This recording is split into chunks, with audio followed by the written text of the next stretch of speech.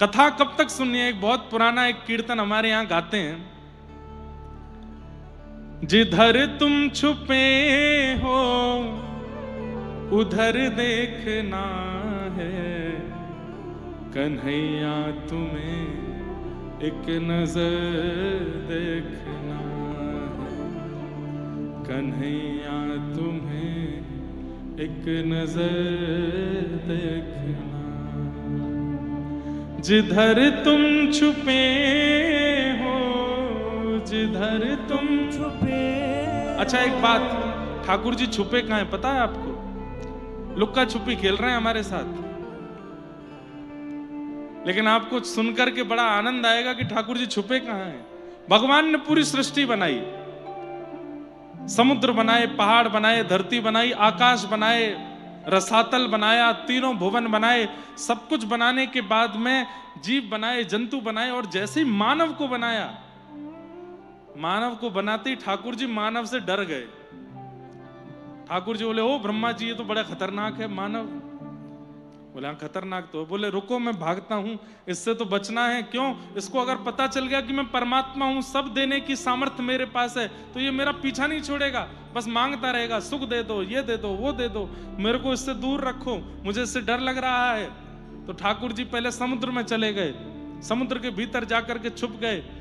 तो ब्रह्मा जी ने कहा, बोले भगवान ये मानव है, हर दिन इसकी बुद्धि इतनी चतुर होती चली जाएगी, एक दिन आपको समुद्र में खोज लेगा।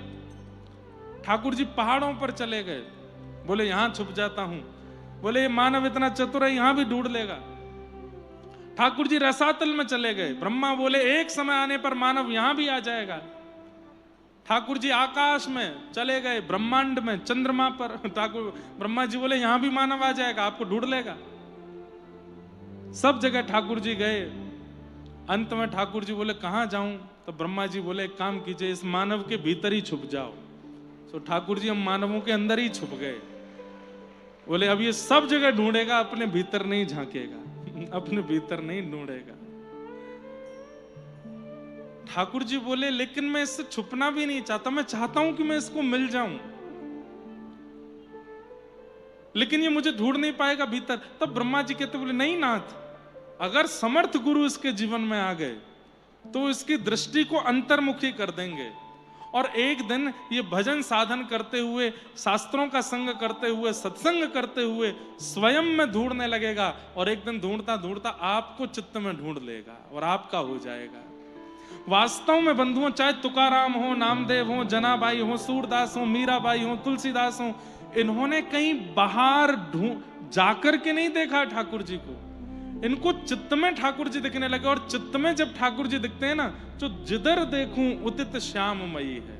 कभी इधर भी दिख जाएंगे, कभी उधर भी दिख जाएंगे, चित्त में नहीं दिखे तो कहीं नहीं दिखेंगे।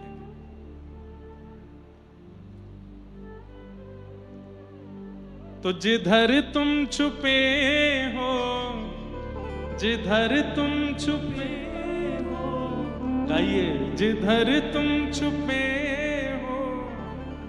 जिधर तुम छुपे हो उधर देखना है, कन्हैया तुम्हें एक नजर देखना है, कन्हैया तुम्हें एक नजर देखना, ओ कन्हैया तुम्हें एक नजर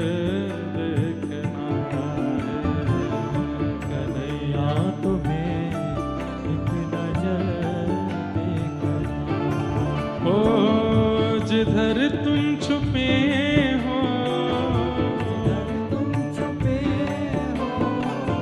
जिधर तुम छुपे हो जिधर तुम छुपे हो उधर देखना,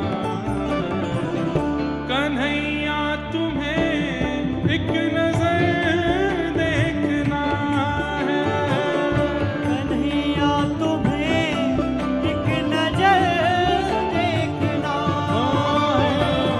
कन्हैया तुम्हें एक नजर देखना है, कन्हैया तुम्हें एक नजर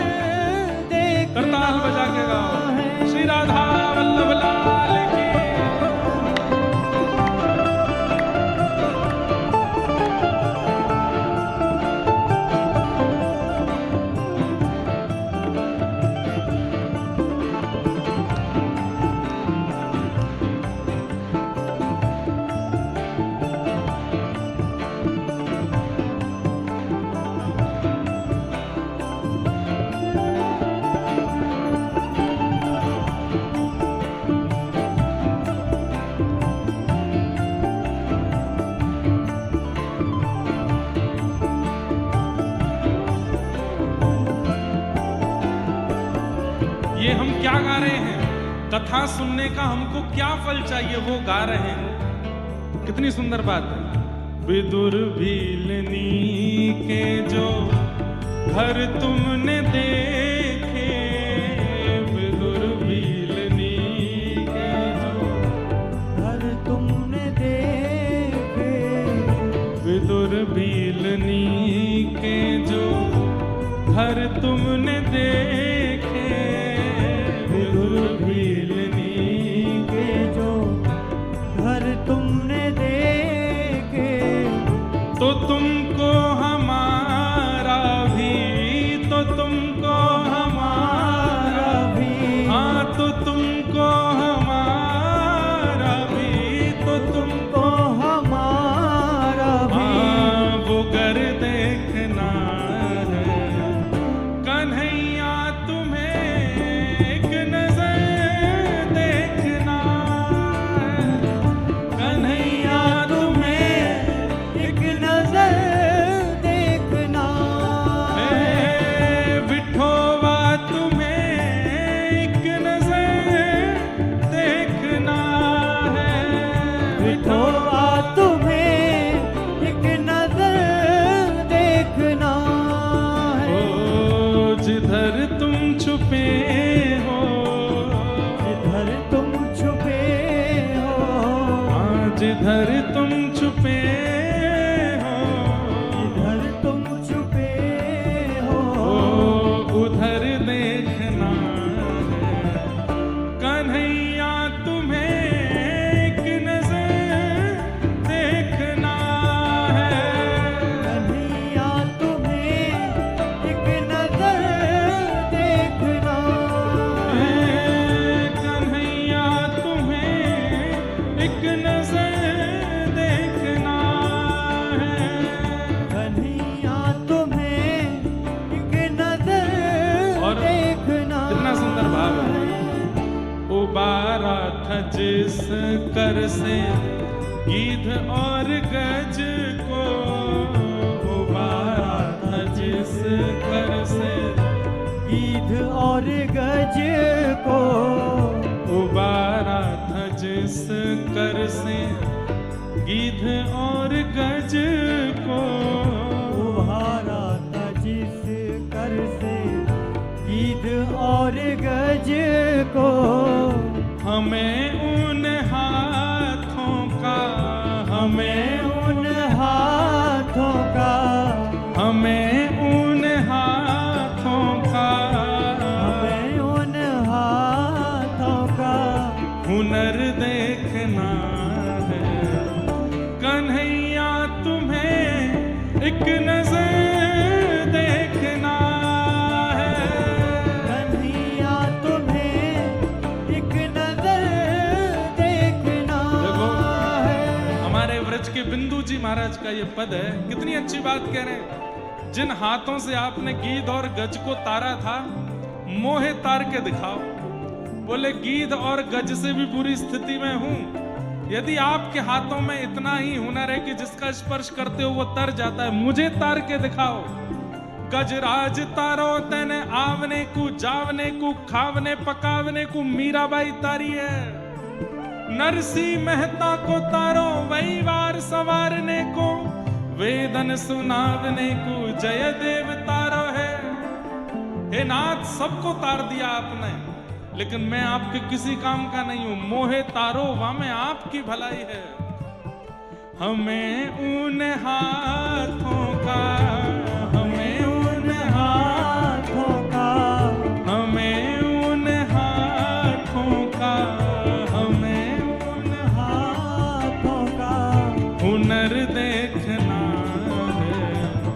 कन्हैया तुम्हें एक नजर देखना है, कन्हैया तुम्हें एक नजर देखना है। ओ कन्हैया तुम्हें एक नजर देखना है।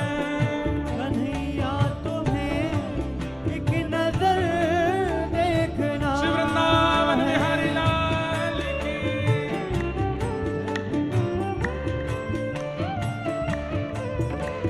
जिसने बजाए ताल, एक बात सुनो, जिसने बजाए ताल उसके बदल गए हाल, उसको मिल गया मदन गोपाल। इसलिए भैया ताल बजाए करो, और ये ऐसे नहीं, खूब तेज एक स्वर में बजाओ। जय हो।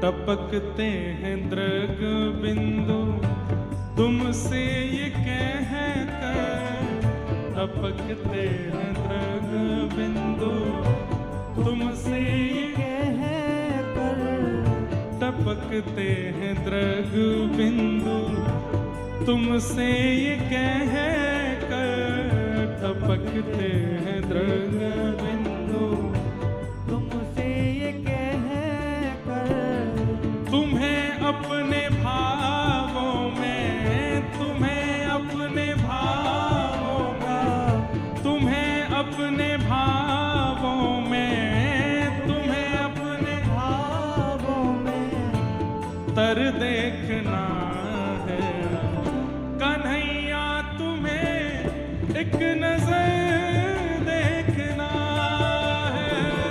कन्हैया तुम्हें एक नजर देखना है, कन्हैया तुम्हें एक नजर देखना है। कन्हैया तुम्हें एक नजर देखना ओ है। जिधर तुम छुपे हो, जिधर तुम छुपे हो, जहाँ तुम छुपे हो, जहाँ तुम छुपे हो, उधर देखना है कन्हैया, तुम्हें एक नजर देखना है। कन्हैया तुम्हें एक नजर देखना ओ है। कन्हैया तुम्हें एक नजर देखना है। कन्हैया तुम्हें एक नजर देखना है। हाँ, जिधर तुम छुपे हो, जिधर तुम छुपे हो, किधर तुम छुपे हो, जिधर तुम छुपे हो, हाँ, उधर देखना है कन्हैया तुम्हें, ओ सांवरे तुम्हें, ओ बिठोवा तुम्हें एक नजर देखना है। विठोबा तुम्हें एक नजर देखना है। ओ कन्हैया तुम्हें एक नजर देखना है। कन्हैया तुम्हें एक नजर देखना है। ओ कन्हैया तुम्हें एक नजर देखना है। कन्हैया तुम्हें एक नजर देखना है। टपकते हैं दृग बिंदु। श्री बिंदु जी महाराज बहुत सुंदर सुंदर पद गाए इन्होंने। टपकते हैं दृग बिंदु तुमसे ये कह कर, टपकते हैं दृग बिंदु तुमसे ये कह कर, तुम्हें अपनी उल्फत में, तुम्हें अपनी उल्फत में, तुम्हें अपने भावों में, तुम्हें अपने ख्वाबों में तर देखना है। तर मतलब जैसे कोई मस्ती जिस पर चढ़ जाए तो उसको कहते हैं मस्ती में तर हो गया। कोई कथा सुनकर के अत्यंत भावुक हो जाए उसको कहते हैं ये कथा सुन के भाव में तर गया, मतलब पूरा उसके ऊपर वो चढ़ जाए। हे ठाकुर जी, कहते हैं दृग बिंदु तुमसे ये कहकर, क्या तुम्हें अपने भावों में तर देखना है। हमारा जितना प्रेम है आपके प्रति, हम उसमें आपको तल्लीन देखना चाहते हैं। कन्हैया तुम्हें एक नजर देखना है, कन्हैया तुम्हें एक नजर देखना। विदुर भीलनी के जो घर तुमने देखे, विदुर भीलनी के जो घर तुमने देखे, ओ तो तुमको हमारा भी वो घर देखना है। कन्हैया तुम्हें एक नजर देखना है, कन्हैया तुम्हें एक नजर। और वो कैसे होगा? मोहर हो रसिका भुवि भावुका, पिबत भागवतम रसमालयम। इस भागवत की रस कथा को पियो और बस पीते रहो, पीते रहो, पीते रहो, इसी इच्छा से कि नाथ बस आपको देखना एक नजर। हमें ये नहीं चाहिए कि हम देखते रहें आपको, आप बैठे रहो हमारे सामने, नहीं, इतनी देर की हम में क्षमता नहीं, हमारे प्राण निकल जाएंगे, हमें पता है। एक बार देखना है, पर देखना है। और वो देखने की सामर्थ्य श्रीमद् भागवत जी प्रदान करते हैं। ऐसी भागवत जी कब? जब सुनोगे नहीं, पियोगे, धारण करोगे। नैमिषारण्य क्षेत्र में 88,000 सौनकादि ऋषि बैठे हैं और सूत जी महाराज से प्रश्न करते हैं, और उन्हीं प्रश्नों के उत्तर में सूत जी महाराज कथा सुनाना प्रारंभ करते हैं। और तब सूत जी कहते हैं, सवै पुंसां परो धर्मो यतो भक्त यदोक्षजे, अहैतुक्य प्रतिहता ययात्मा संप्रसीदति। सवै पुंसां परो धर्मो यतो भक्तिर अदोक्षजे। सब लोग इधर देखो, ध्यान से सुनो। सभी प्राणी मात्र का परम धर्म क्या है? बोले अदोक्षज भगवान की अहेतुकी भक्ति करना। अहेतुकी भक्ति किसको कहते हैं? प्रेम युक्त भक्ति करना। बंधुओं, आज 90% लोग, 95% लोग भगवान की आस्था युक्त भक्ति करते हैं, श्रद्धा युक्त भक्ति करते हैं, प्रेम युक्त नहीं। और एक बात कह दूं धीमे से, स्वार्थ युक्त भक्ति करते हैं।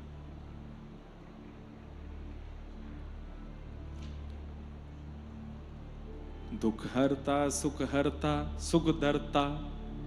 गणेश जी से क्या कहते हैं? जो दुख का हरण करे और सुख को प्रदान करते, ऐसे गणपति बप्पा हम आपको प्रणाम करते हैं। अच्छा, इसका एक प्रमाण और देखो। पूरे हफ्ते भर आप गणपति दर्शन करने जाओ, फ्राइडे के दिन सबसे ज्यादा भीड़ क्यों होती है? क्योंकि लोगों को यह लगता है कि गणेश जी एक्टिव रहते हैं फ्राइडे को। पूरे हफ्ते आप हनुमान जी दर्शन करने जाओ, पर मंगलवार के दिन इतनी भीड़ क्यों होती है? बोले कि हनुमान जी एक्टिव रहते मंगलवार को। पूरे हफ्ते दर्शन करने जाओ महादेव के, लेकिन सोमवार के दिन इतनी भीड़ क्यों होती है? शंकर जी एक्टिव रहते हैं, बाकी के दिन वो इनएक्टिव हो जाते हैं। नहीं, ये हमारी भ्रांति बनी हुई है, ये हमारे स्वार्थ। पता है क्या, प्राचीन काल में लोगों ने विचार किया, हमारे ऋषियों ने ऐसा विचार किया, आचार्यों ने ऐसा विचार किया, ये रोज नहीं जाएंगे ये मानव, हमको पता है इनकी स्थिति।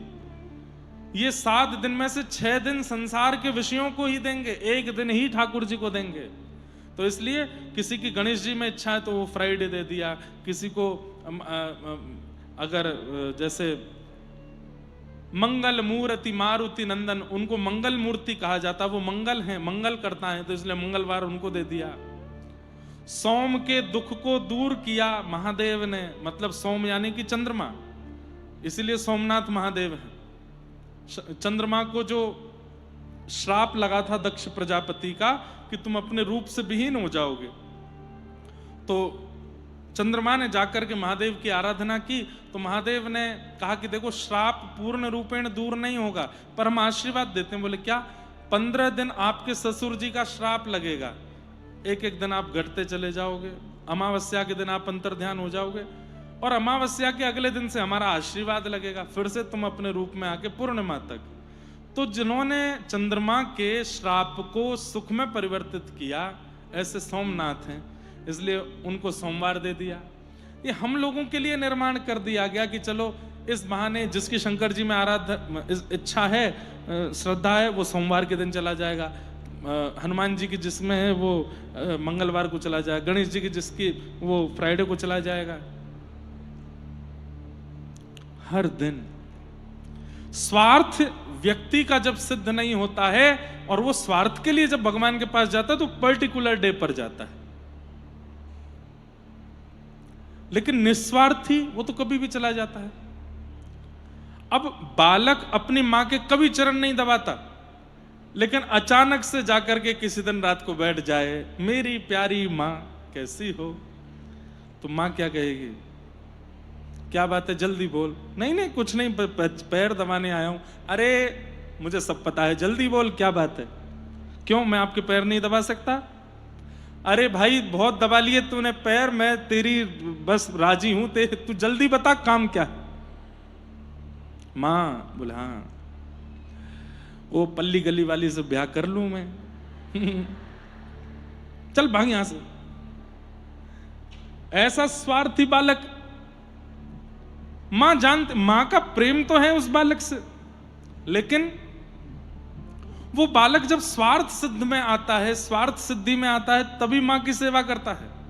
ऐसे ही केवल मंगलवार के दिन हनुमान जी जाने वाले, केवल सोमवार के दिन जाने वाले महादेव के पास, केवल फ्राइडे को जाने वाले गणेश जी के पास, केवल थर्सडे को जाने वाले नारायण के पास, वो सब स्वार्थी बालक हैं। ठाकुर जी उनसे आते कोई बातचीत नहीं करते हैं, सीधे बोलते हैं क्या काम है, काम बोल, निकल यहां से। नाथ ये काम कर दो, ठीक है हो जाएगा जा। उससे ठाकुर जी ज्यादा मतलब नहीं रखते, लेकिन जो रोज जाता है, जो रोज बैठता है, जो रोज देखता है, रोज दर्शन करता है, ठाकुर जी को इतना प्रिय लगने लगता है। बोले ये मेरे से निस्वार्थ भाव से आता है, बस मुझे देखने आता, मेरा दर्शन करने आता, मुझे अपना मानता है। कभी ठाकुर जी की इच्छा हो जाती, ठाकुर जी उसके पास चले जाते। निस्वार्थी सबको प्रिय होता है, हमको भी स्वार्थी व्यक्ति प्रिय नहीं है, हमको भी निस्वार्थी प्रिय, तो ठाकुर जी को स्वार्थी कैसे प्रिय हो सकता है। परंतु आज 90 से 95% लोग भक्ति करने वाले स्वार्थी हैं, उनका एक स्वार्थ है ठाकुर जी से, इसलिए कर रहे हैं।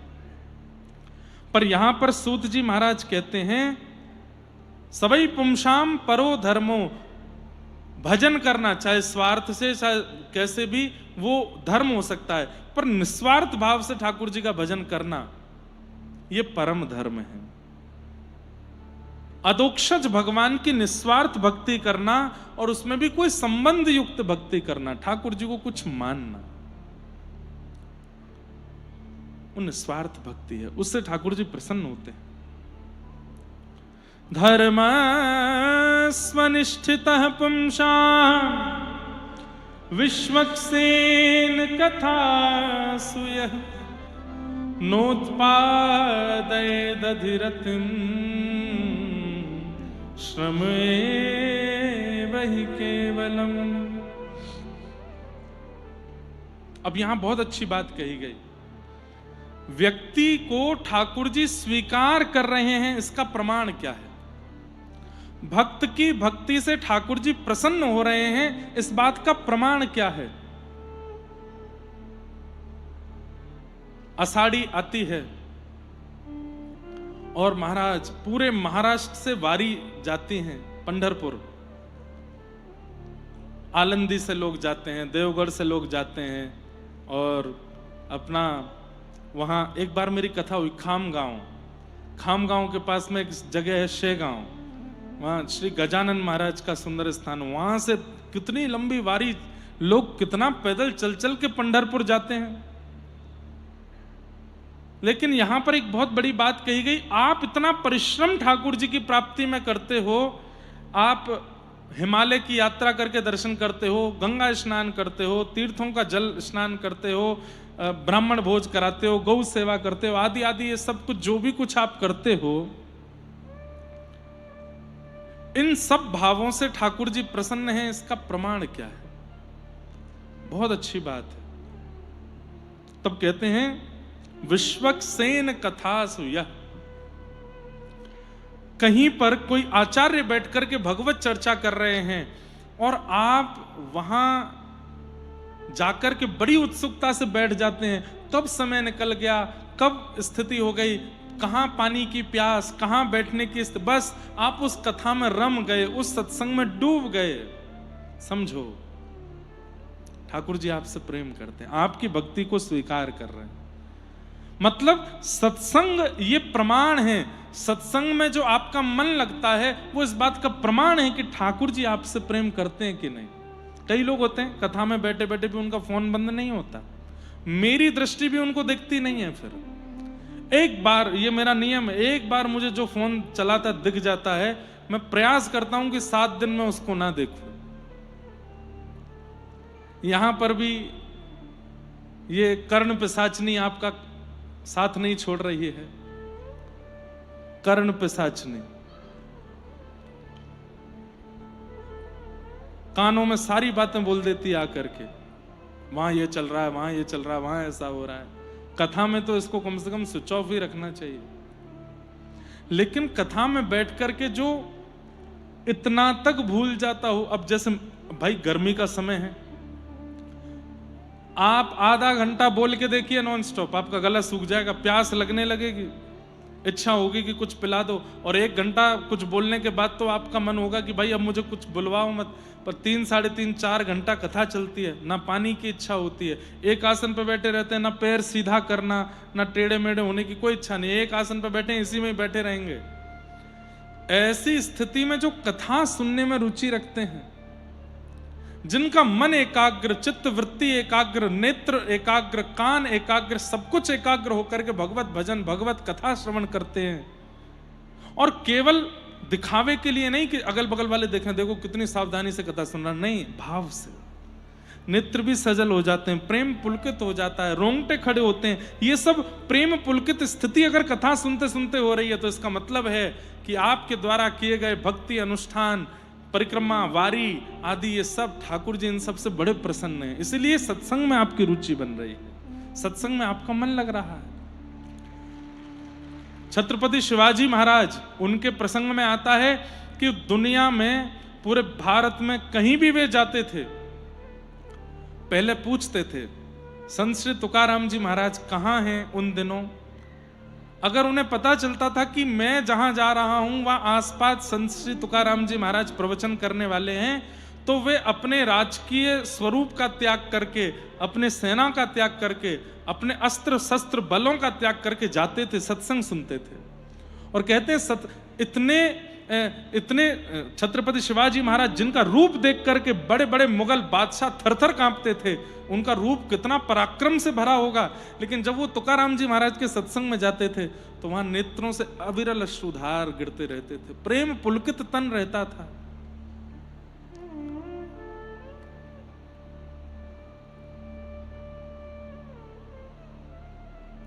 गोपियां कहती हैं कथा सुनने वाले की स्थिति कैसी होती है, तब कथामृतम तप्त जीवनम कविभिरीडितम कल्मषापहम् श्रवणमंगलम्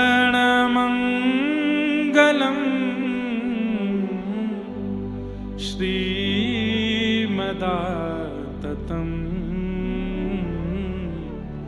भुवि गृह्णन्ति ते भूरिदा जना।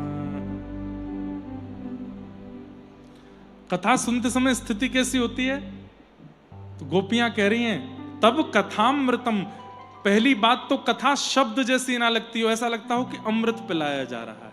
संबोधनों का ध्यान रखिएगा, और यदि ये अनुभव कथा में बैठ के नहीं हो रहे हैं तो इसका मतलब कहीं ना कहीं ठाकुर जी अभी हमसे प्रसन्न नहीं है, क्योंकि यहाँ स्पष्ट कह रहे हैं कि ठाकुर जी की प्रीति, ठाकुर जी की आपके प्रति प्रसन्नता कथा में रुचि के रूप में प्रकट होती है।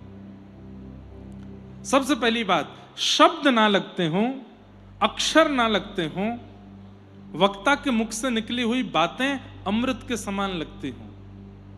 अमृत मतलब जिसका पान करके अत्यंत तृप्ति का अनुभव हो जाए उसको अमृत कहते हैं।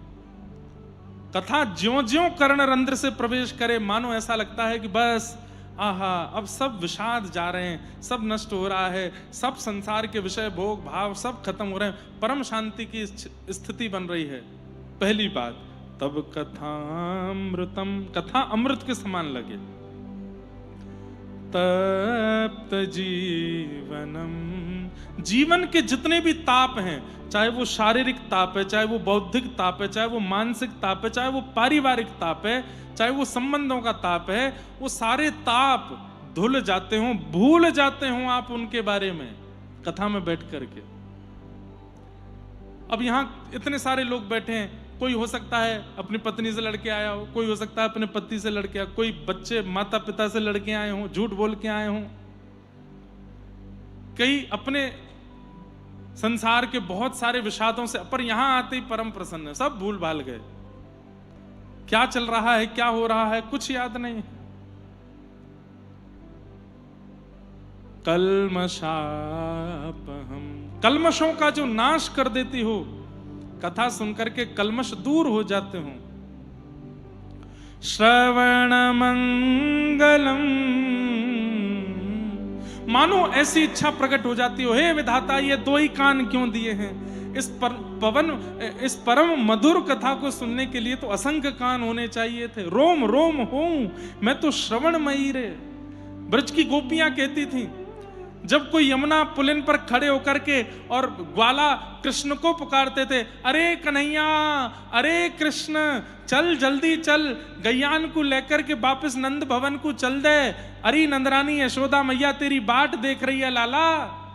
जैसे ही वो ग्वाल बाल कृष्ण को ऊंची टेर दे करके बुलाते हैं तो गोपियों के कानों में जब वो कृष्ण नाम ध्वनि पड़ती है तो गोपियां कहती हैं, अरे विधाता तेने दो कान क्यों बनाए। तो इन रोओं का कोई काम नहीं है, ये जबरदस्ती हमारे शरीर में ये रोएं प्रकट हुए, इनकी जगह तू कान ही प्रकट कर देता, असंख्य कान हो जाते ताकि उनसे हम कृष्ण नाम सुनते। अब व्रज रस में मुझे ज्यादा अगर आप ले जाएंगे तो फिर मैं वहीं चला जाऊंगा। एक और बहुत सुंदर भाव आता है।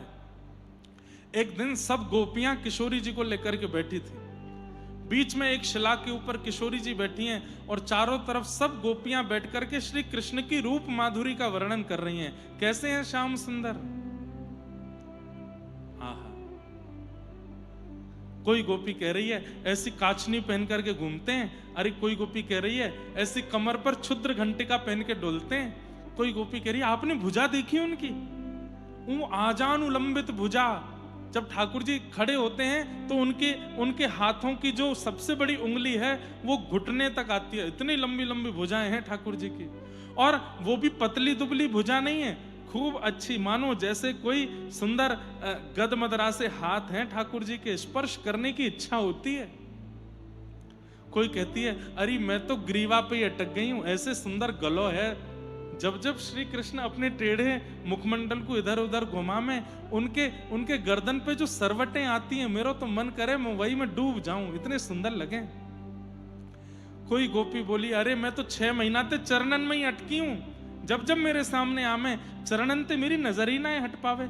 कैसे त्रिभंग लली श्याम सुंदर, कैसे कमल जैसे पवन प्रिय उनके चरणारविंद हैं। कोई गोपी कह रही है अरे मैं तो एक भंवर की तरह उनके घुंघराले केशन में अटक गई हूं, कैसे केश हैं उनके। एक गोपी कह रही है अरे कोई केशन में अटकी है, कोई गले में अटकी है, कोई नाक, कोई हाथ में अटकी है, कोई चरणन में अटकी है, कोई नासिका पे अटकी है, कोई गाल पे। अरे भूल के भी नेत्र मत देख लियो। बोले क्यों, मैं रही ना काहू काम की, आज मैं किसी काम की नहीं हूं। सास ननद मोहे गारी देते हैं, मेरी सास ननद सब मुझको गारी दें, रही ना काऊ काम की, क्यों लगन लगी घन श्याम की। मैंने जादना से उनके नेत्र देखे, मैं कुछ नहीं कर पाती हूं, ऐसे कटाक्ष कमल जैसे नेत्र हैं। अरे तुम बहुत भली हो जो हाथ देख रही हो, चरण देख रही हो, उनके केश देख रही हो, नाभि देख रही हो, कंठ देख रही हो, बस मेरी प्रार्थना है आंख मत देख लियो। बोले क्यों, मेरी जैसी है जाओगी, कुछ नहीं कर पाओगी। मुंह पे रोटी ना बने, मुंह पे सब्जी ना बने, मुंह पे सोयो ना जावे, मुंह पे श्रृंगार ना कियो जावे, ऐसे सुंदर श्याम सुंदर है। और ये सब की गोपियों की चर्चा बीच में बैठी बैठी किशोरी जी सुन रही हैं और नेत्रों से प्रेम पुलकित अश्रु निकल आते हैं। तब किशोरी जी से एक सखी बोलती है, हे श्यामाजू, श्याम सुंदर जब सन्मुख आते हैं तब आपको कैसा लगता है, आप भी तो बताओ। तो किशोरी जी कहां से प्रारंभ करती हैं, जो विधि ना को वश कर पाऊं। किशोरी जी क्या कह रही हैं, बोले सुनो, इस बार ब्रह्मा भगवान ने बनाया है, लेकिन सब गोपियां ध्यान से सुनो, अगली बार मैं स्वयं ब्रह्मा बनूंगी या मैं किसी अन्य को, अपनी को ब्रह्मा बनाऊंगी और उससे बोलूंगी कि मानव को ऐसा ऐसा बनाना। तब गोपियां कहती हैं, आप मानव में क्या बनवाओगी। तब किशोरी जी कह रही हैं, रोम रोम प्रति नैन बनाऊं। अरे ये 2 नेत्र श्याम सुंदर को देखने के लिए बड़े कम हैं, ये जितने रोए हैं शरीर में सब जगह नेत्र प्रकट कर दूंगी, ताकि प्रत्येक नेत्र से श्याम सुंदर हमारे अंदर विराजमान हो जाएं, हमारे अंदर व्यवस्थित हो जाएं। और रोम रोम प्रति नैन बनाऊं, और क्या करूंगी, इकटक रहे पलक न बनाऊं। एक तो रोम रोम में नेत्र बनाऊंगी और उनमें भी पलक नहीं बनाऊंगी, क्यों, ताकि वो हमेशा खुले ही रहें, श्याम सुंदर दिखते ही रहें। उनकी रूप माधुरी, रस माधुरी, उनकी चलन माधुरी, उनकी हसन माधुरी, उसका केवल हम दर्शन करती रहें, ये पलक कभी बीच में ना आवे विक्षेप के रूप में, ऐसे श्याम सुंदर को हम केवल देखती रहें।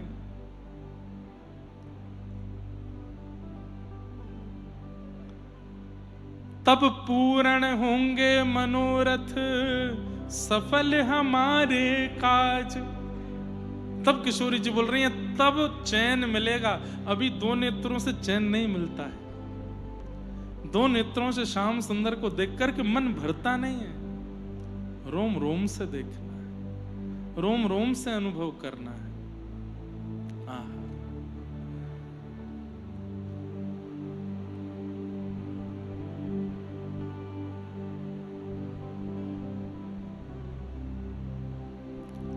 गोपियां कह रही हैं, कथा सुनने के बाद में ऐसी स्थिति होने लगे कि बस लगने लगे कि ये 2 कान बड़े कम हैं। अरे विधाता, हमारे प्रत्येक रों को सुनने की सामर्थ्य प्रदान कर दो, ताकि जब जब व्यास जी कृष्ण बोला करें, जब जब व्यास जी राधा माधव बोला करें, जब जब राधा गिरधर लाल, राधा रमन लाल, राधा वल्लभ लाल बोला करें, तो ये 2 कान नहीं, प्रत्येक रों सुना करे उस नाम को। हमारे शरीर में रक्त की धार नहीं, कृष्ण नाम की धार बहने लगे। ऐसी मन में इच्छा प्रकट कथा सुनते सुनते होने लग जाती हो, तब समझो कि ठाकुर जी प्रसन्न है। श्रवण मंगलम श्रीमदाततम। और कितनी बड़ी बात है, कथा सुनने के बाद व्यक्ति को लगता हो मुझसे ज्यादा धनवान कोई नहीं है इस संसार में। भले ही किसी और से 10 रुपया किराया देकर के आए हैं कथा सुनने के लिए, लेकिन कथा सुनने के बाद क्या लगे, मुझसे ज्यादा धनवान कोई नहीं है। क्यों, आज 4 घंटे में बताई हुई समस्त भावों को मैंने पी लिया है, उड़ेल लिया है अपने चित्त में। अब मेरे चित्त में जो कृष्ण भक्ति भाव प्रेम विराजमान है, ऐसा किसी के पास नहीं होगा। इसलिए वो अपने आप को अत्यंत धनवान मानने लगता हो, उसको लगता हो संसार की कमाइयां करना वो तो खर्च हो जाते हैं, पर ये कथा में जो व्यास जी ने दिया है, ये जो कमाई है, ये सबसे बड़ी कमाई है। श्रीमदाततम भुवि गृह्णन्ति ते भूरिदा जना। कथा सुनने में ऐसी रुचि बन जाए। बंधुओं एक बात कहें, ज्यादा कथा हमारी सुन मत लेना, नहीं तो हम आपको ऐसा ही बना देंगे फिर, और फिर ऐसे ही हो जाओगे आप कि बस फिर कुछ और कहीं मन लगेगा नहीं।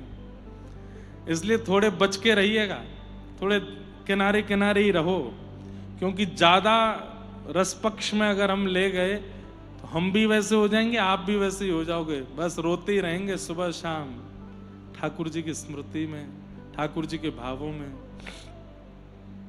ये नेत्र नीर कभी समाप्त नहीं होंगे, सदा बहते रहेंगे।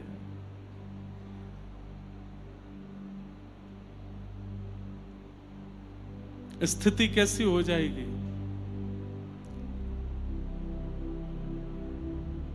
गोवर्धन वासी सांवरे,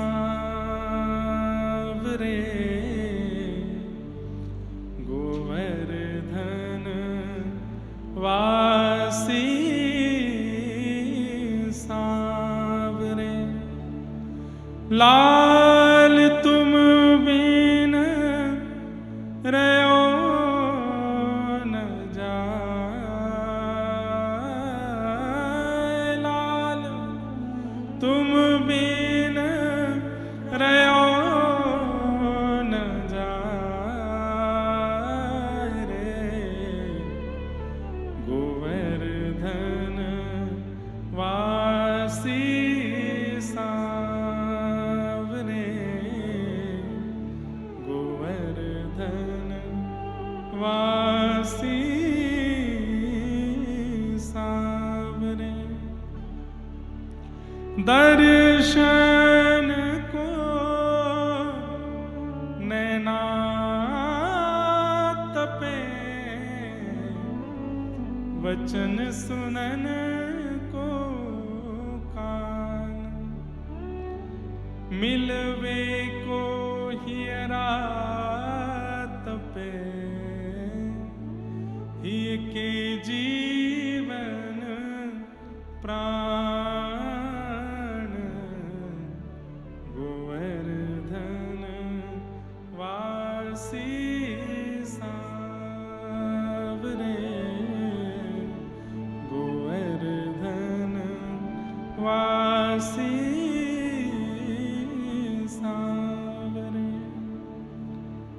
बस ऐसी स्थिति हो जाएगी, तुम बिन रहो न जाए, बस अब आप चाहिए।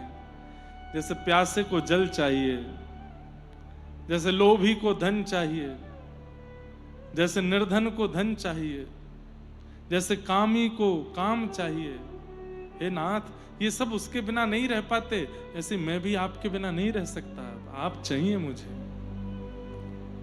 कथा सुनते सुनते ये भावना, ये स्थिति मन में प्रकट होने लग जाए, ऐसी मन स्थिति, ऐसी चित्तवृत्ति होने लग जाए, तो समझ जाओ ठाकुर जी आपसे प्रसन्न हैं।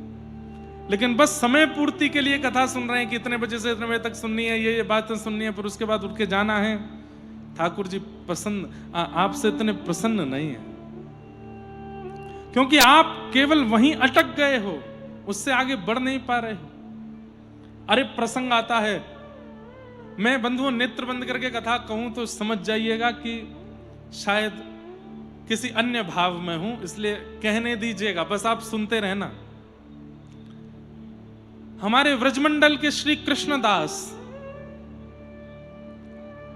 उनका स्वरूप ऐसा था कि वो किसी भी वस्तु को देखते थे, जैसे हमारा मन कैसा है, हम आम देख लेते हैं तो आम देख करके हमारे मुंह में पानी आ जाता है। अरे ये आम तो मैं खा लूं, कितना बढ़िया लगेगा, इसको बढ़िया फ्रिज में रख के ठंडा करके इसको काट करके ऐसे खाऊंगा। कोई सोचता है चूस के खाऊंगा, कोई सोचता है इसकी गुठली खाऊंगा, कोई सोचता है इसका अचार बनाऊंगा। आम को देख करके हम अपने रसना की कितनी भावना सोच लेते हैं। लेकिन कृष्णदास जी की दृष्टि कैसी थी, वो आम की सुंदरता देख करके मन में विचार करते थे, मेरे ठाकुर जी को भोग लगेगा तो उनको कितना सुख मिलेगा, उनको कितना अच्छा लगेगा। कोई व्यक्ति कपड़े देखता है तो कपड़े देख करके तुरंत सोच लेता है मैं पहनूंगा तो कैसा लगूंगा। लेकिन श्री कृष्णदास जी सोचते थे इस छपाई का कपड़ा यदि मेरे ठाकुर जी की पोशाक बनेगी तो कितनी बढ़िया लगेगी। मतलब वो हर वस्तु को देख करके ठाकुर जी के ऊपर इमेजिन करते थे, कभी अपने ऊपर नहीं। एक बार आगरा गए, आगरा की सब्जी मंडी में घूम रहे थे, तभी उनको एक सुंदर गायन का स्वर सुनाई देने लगा। एक कोई स्त्री बड़े सुंदर स्वर में गा रही थी और वो स्वर सुनते ही कृष्णदास जी रुक गए और मन में सोचने लगे इतना सुंदर स्वर, अरे ये स्वर तो मेरे ठाकुर जी के सन्मुख प्रकट होना चाहिए, इस स्वर से तो मेरे ठाकुर जी की सेवा होनी चाहिए।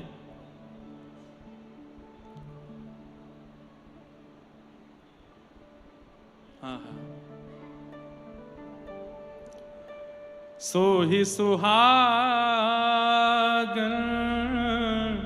प्रिय जाहिरी छे,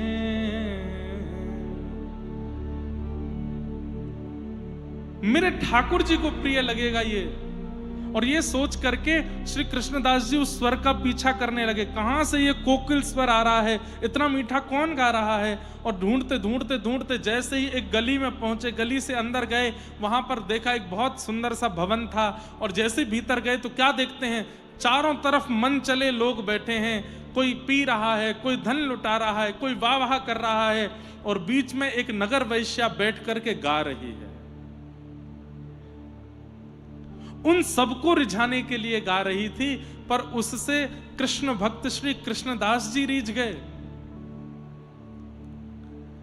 जब उसने अपना गायन खत्म किया तो कईयों ने उस पर धन लुटाया, कईयों ने कुछ कहा, कोई सोने की मोहर लुटाने लगा।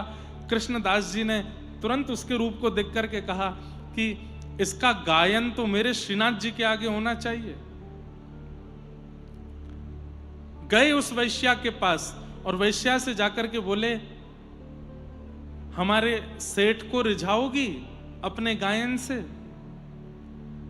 तो वो वैश्या बोली मेरे दाम बहुत ज्यादा हैं, मैं ऐसे नहीं जाती कहीं भी। तो कृष्णदास जी ने उस समय में, आज से 500 वर्ष पहले, 100 रुपया निकाले। उस समय बहुत बड़ी रकम यदि कोई देता था तो 11 रुपया 12 रुपया उस वैश्या को मिलते थे, लेकिन 100 रुपए कृष्णदास जी ने निकाल करके दे दिए और कहा ये अभी के हैं, इससे अधिक हमारे सेठ जी तुमको दे देंगे, चलो। वो वैश्या बोली मैंने जीवन में कभी 100 रुपया नहीं देखे। आप कौन हो? आप सेठ जी के कौन हो? भाई हो? उनके बंधु, उनके परिवार से हो? बोले नहीं नहीं नहीं, मैं तो उनके चरणों का दास हूं। वैश्या सोचने लगी जब दास 100 रुपया दे रहा है तो सेठ, स्वामी, मालिक वो क्या देगा? धन के लोभ में